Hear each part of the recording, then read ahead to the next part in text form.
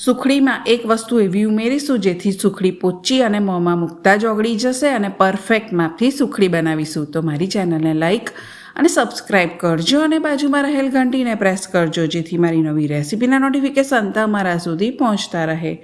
સુખડી બનાવવા માટે કોઈ પણ એક વાડકી અથવા તો કપના માપનું જ માપ સેટ કરી લેવાનું. મેં 1 કપ ભરીને પીગળેલું ઘી લીધું છે અને ઉપર બીજું 1/4 કપ જેટલું ઘી લઈશું, એટલે કે 1/4 કપ મેં ઘી લીધું છે. ઘરમાં કોઈ પણ વાડકી હોય એનું જ માપ સેટ કરી લેવાનું. અને એ જ કપ ભરીને મેં ગોળ લીધો છે, એટલે કે 1 કપ ગોળ લીધો છે. તો પરફેક્ટ માપથી આ સુખડી બનશે. અને ગોળને આપણે છીણીને અથવા તો ઝીણો સમારીને જ ઉપયોગ કરવાનો.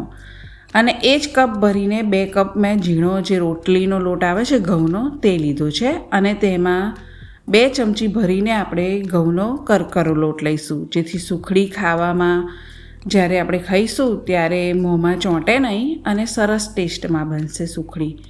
તો 2 ચમચી ઘઉંનો કરકરો લોટ લેવાનો. ઘી ગરમ થાય એટલે એમાં લોટ એડ કરી દઈશું અને સુખડીને શેકી લઈશું. તો સુખડી તમે સ્લો ટુ મીડિયમે આંચે શેકશો ને તો જ સરસ ટેસ્ટ આવશે અને સુખડી સરસ શેકાશે પણ ખરી. અને જે આપણે સુખડી શેકાશે ત્યારે તબેથો પણ એકદમ હલકો ફરવા માંડશે. જ્યારે જો અત્યારે તબેથો આ રીતે ફરે છે અને જ્યારે સુખડી શેકાવા માંડશે એટલે સરસ હલકો ફરવા માંડશે. તો સુખડીને આપણે સરસ શેકી લઈશું. તો 4-5 મિનિટ પછી સુખડી તમે જોઈ શકો છો કે કલર થોડોક ચેન્જ થયો છે. તો સુખડીને આપણે સ્લો ટુ મીડિયમ આંચે જ શેકી લેવાની. સુખડીને શેકાતા લગભગ 8થી 10 મિનિટનો સમય લાગશે. તો હવે સુખડીનો કલર થોડો ચેન્જ થઈ ગયો છે અને તબેથો પણ સરસ હલકો ફરવા માંડ્યો છે. તો હવે તેમાં એક વસ્તુ એવી ઉમેરીશું જેથી સુખડી સરસ પોચી બનશે. તો 1 ચમચી મલાઈ એડ કરવાની. ઘરની ફ્રેશ મલાઈ હોય તેનો જ ઉપયોગ કરજો. જો મલાઈ ના હોય તો 2 ચમચી જેટલું દૂધ એડ કરી લેવાનું. અને 1-8 મિનિટ જેવું થાય એટલે ગેસની આંચ બંધ કરી દેવાની. અને નીચે ઉતાર્યા પછી જ તેમાં ગોળ એડ કરીશું. તો મલાઈ આપણે એડ કરી એટલે જે બબલ્સ થયા તે ઓછા થઈ જાય એટલે એમાં ગોળ એડ કરી દેવાનો. તો 1 કપ ભરીને મેં ગોળ એડ કર્યો છે.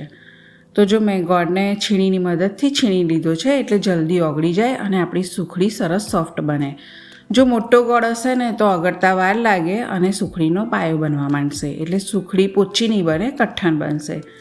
તેથી ગોળને સમારીને અથવા તો છીણીને જ ઉપયોગ કરવાનો. એકદમ સારી રીતે ગોળ ઓગળી જાય ત્યારબાદ એક ઘી લગાવેલું વાસણ અથવા તો થાળીમાં આપણે સુખડીને ઠારી લઈશું. તો કોઈ પણ વાસણમાં ઘી લગાડી દેવાનું અને એમાં સુખડીને એડ કરી દેવાની. તમારે જેટલી જાડી કે પાતળી જોઈએ તે પ્રમાણે સુખડીને પહોળી કરી લઈશું. તો જો પહેલીવાર તમે સુખડી બનાવતા હશો ને તો પણ એકદમ પરફેક્ટ જ બનશે જો આ માપથી તમે સુખડી બનાવશો ને તો. અને 4-5 દિવસ થશે ને તો પણ સુખડી સરસ પોચી જ લાગશે, એનો ટેસ્ટ પણ નહીં બદલાય. તો આ રીતે આપણે તાવેથાની મદદથી સુખડીને પહોળી કરી લેવાની અને પછી વાડકીની મદદથી ઉપરથી સુખડીને સરસ લીસી કરી લઈશું.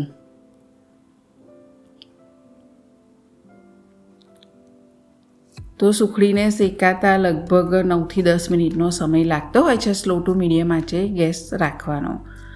તો 4-5 મિનિટ પછી આપણે સુખડીમાંથી આ રીતે પીસ કરી દેવાના. થોડીક ઠરે ઉપર હાથ લગાવી જોવાનો, પછી આ રીતે પીસ કરી લેવાના. અને જો ગરમ ગરમ ખાવી હોય તો આ જ ટાઈમે આપણે સુખડીને ગરમ ગરમ ખાઈ લેવાની. તો બહુ મજા આવશે ખાવાની. અને પીસ તમારે કરવા હોય તો થોડીક 4-5 મિનિટ પછી આ રીતે એના પીસ અલગ થઈ જશે. તો એકદમ મસ્ત મજાની આપણી પોચી રૂ જેવી મોઢામાં મૂકતા જ ઓગળી જાય એવી સુખડી બનીને તૈયાર છે. વડીલ વર્ગ પણ ખાઈ શકશે આ સુખડીને. તો કેટલી મસ્ત સુખડી બનીને તૈયાર છે. જો તમને મારો વિડીયો પસંદ આવ્યો હોય તો લાઈક કરજો, શેર કરજો અને આવી જ નવી રેસિપી માટે મારી ચેનલને સબસ્ક્રાઈબ કરજો.